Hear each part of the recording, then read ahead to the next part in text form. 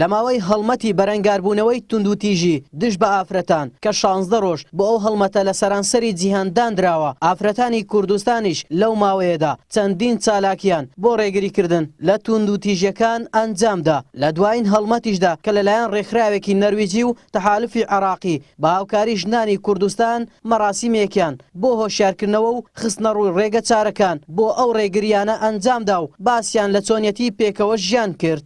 ئەم هەڵمەتانە بەڕاستی هەندێکیان لە چوارچێوەی تا ئێستا لە چوارچۆری پرۆتۆکۆڵدان، بەڵام ئەگە بچێتە قاڵبی کردار دەتوانێت هەنگاوێکی باش بێت بۆ بەرزکردنەوەی ئاستی ڕۆشنبیری گشتی و وروژاندنی ڕای گشتی لەسەر کۆی قەڵزیەکانی ژنان لە هەموو کۆمەڵگەکانە بە درێژایی مێژ و ڕوبەڕووی توندوتیژی بوونەتەوە و لەوانەیە لە کۆمەڵگەیەک و بۆ کۆمەڵگەیەکی تر شێوازی توندوتیژیەکان جیاواز بێت. ژنان زیاتر ڕوبەرەوەی توندوتیژی دەبنەوە، زیاتر کردەوەی ناشرین بەرامبەریان دەکرێت.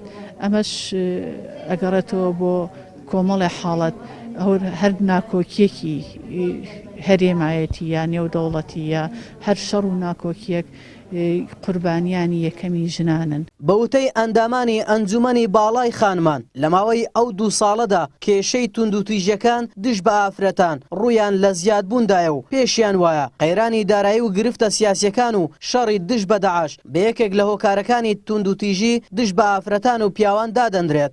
بەداخەوە ئێمە لە دۆخێکی زۆر نەخوازراوین لایەنێکی قەیرانی دارایی کە هەژاری بەشێکی گرنگە لە هێشتنەوە یعنی با بڵێن دژایەتی کردیان تێکدانی شیرازەی خێزان کاتێک کە مرۆڤ برسی بێ یان داهاتی نەبێ یان بێکار بێ باری دەرونی و شڵەژانی دەرونی ڕوەداوە شتێک چوونی شیرازەی خێزانێکی کەوێ لە هۆکارەکان مەسلەی بوونی ئەم هەموو ململانە سیاسی ناو هێزە سیاسیەکان لە عێراق و لە ناوچەکە لەگەڵ بوونی ململانە سیاسیەکانە هێزێکی تیرۆریستیش لەسەر سنوورەکانە بەردەوام لە شەڕایە بەرامبەرت لایەنێکیشی لە ناوخۆی خۆتا هێشتا ناکۆکی و ململانە سیاسیەکان لە هەڵکشانایە.